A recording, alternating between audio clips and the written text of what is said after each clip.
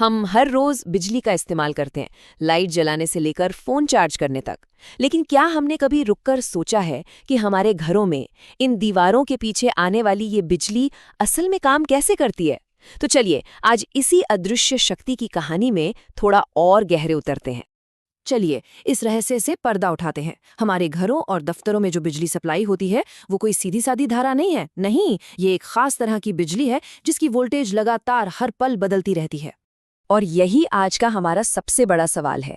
ये बिजली एक सीधी लाइन में नहीं बहती, बल्कि एक पेंडुलम की तरह लगातार आगे पीछे होती रहती है। पर ऐसा क्यों है? इसके पीछे की कहानी और विज्ञान दोनों ही बहुत दिलचस्प हैं। बिजली के शुरुआती दिनों में इस बात पर एक बहुत बड़ी बहस छिड़ी हुई थी कि आखिर हमारे घरों तक बिजली कैसे पहुंचाई जाए।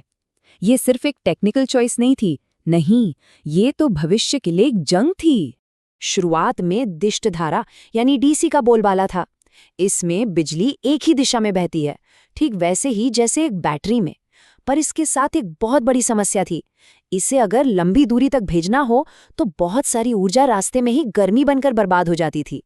और यहीं पर प्रत्यावर्ती धारा यानी एसी एक हीरो की तरह सामने आई।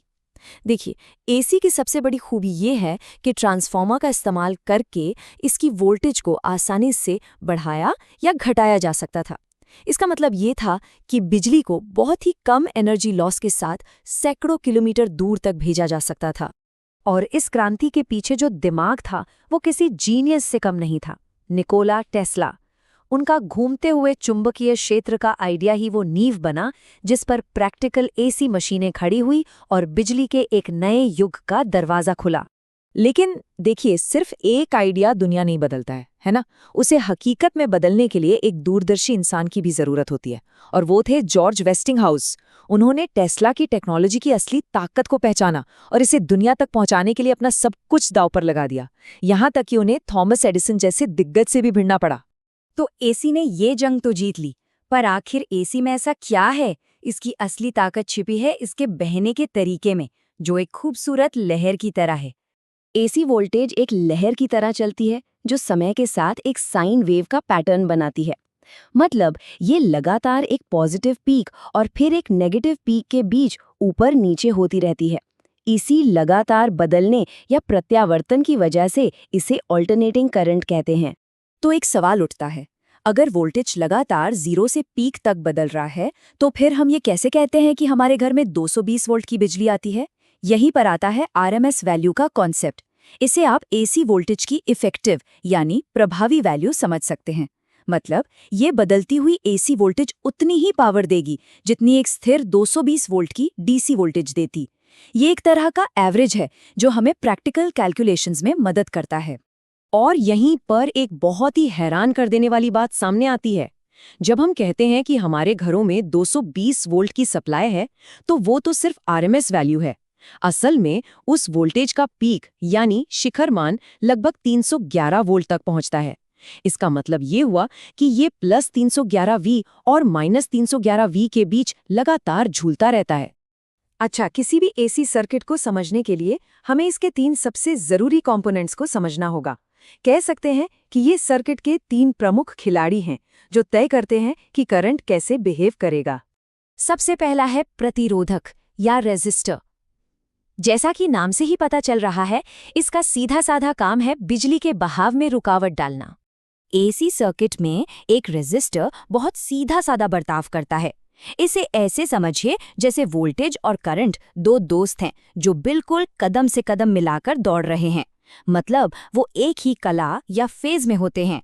जब वोल्टेज अपने पीक पर होता है तो करंट भी होता है, और इस प्रोसेस में एनर्जी खर्च हो जाती है गर्मी के रूप में। अब आता है हमारा दूसरा खिलाड़ी, प्रेरक या इंडक्टर। यह असल में एक तार की कॉइल होती है जो अपने चारों तरफ एक मैग्नेटिक फील्ड में एनर्जी जमा करती है जब उसमें से करंट बहता है। अब यहाँ पर चीजें थोड़ी दिलचस्प हो जाती हैं। एक इंडक्टर में हमारा करंट थोड़ा, कह सकते हैं, आलसी हो जाता है। वो वोल्टेज से लैग करता है यानी पीछे रह जाता है। वोल्टेज अपना पीक पहले छू लेता है और करंट 1/4 साइकिल बाद वहां पहुंचता है। ये एनर्जी को खर्च करने के बजाय उसे अपनी मैग्नेटिक फील्ड में स्टोर करता है और बाद में सर्किट को वापस लौटा देता है। और हमारा तीसरा और आखिरी खिलाड़ी है संधारित्र या कैपेसिटर। ये 2 कंडक्टिंग प्लेट से बना होता है जो एक इलेक्ट्रिक फील्ड में एनर्जी को स्टोर करता है। और कैपेसिटर ये इंडक्टर का बिल्कुल उल्टा है। इसमें करंट बड़ा जोशीला होता है, वो वोल्टेज से लीड करता है, यानी आगे निकल जाता है।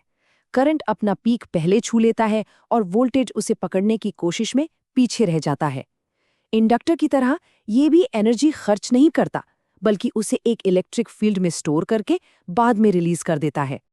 तो एक बार फटाफट से याद कर लेते हैं, रेजिस्टर में वोल्टेज और करंट साथ साथ चलते हैं, हमारे दौड़ने वाले दोस्तों की तरह।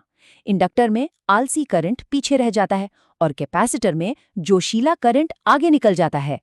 तो अब तक हमने इन तीनों खिलाड़ियों को अलग अलग देखा। अब देखते हैं कि जब ये तीनों एक ही टीम में, मतलब एक ही सर्किट में साथ आते हैं तो क्या कमाल होता है। इससे एक बहुत ही पावरफुल घटना सामने आती है। इस कमाल को कहते हैं अनुनाद या रेजोनेंस। इसे एक झूले की तरह समझिए। अगर आप झूले को ठीक सही समय पर धक्का दें, यानी उसकी नेचुरल फ्रीक्वेंसी पर, तो वो बहुत ऊंचा जाने लगता है ना? सर्किट में भी बिल्कुल ऐसा ही होता है। एक खास फ्रीक्वेंसी पर इंडक्टर का प्रभाव और कैपेसिटर का प्रभाव एक दूसरे को पूरी तरह से कैंसिल कर देते हैं। इस पॉइंट पर सर्किट की रुकावट एकदम कम हो जाती है और करंट मैक्सिमम हो जाता है। और इसका सबसे बढ़िया क्लासिक उदाहरण है हमारा पुराना रेडियो। जब हम उसका डायल घुमाते हैं तो असल में हम सर्किट के कैपेसिटर के वैल्यू बदल रहे होते हैं। इससे सर्किट की पसंदीदा या कह लें कि अनुनादी फ्रीक्वेंसी बदल जाती है, और जैसे ही ये फ्रीक्वेंसी हमारे पसंदीदा स्टेशन की फ्रीक्वेंसी से मैच करती है, उस स्टेशन का सिग्नल सर्किट में एकदम से बढ़ जाता है और हमें साफ आवाज सुनाई देती है। बाकी सारे स्टेशन फिल्टर हो जाते हैं। ये जादू नहीं, ये फिजिक्स है। तो टेस्ला और वेस्टिंगहाउस के दिनों से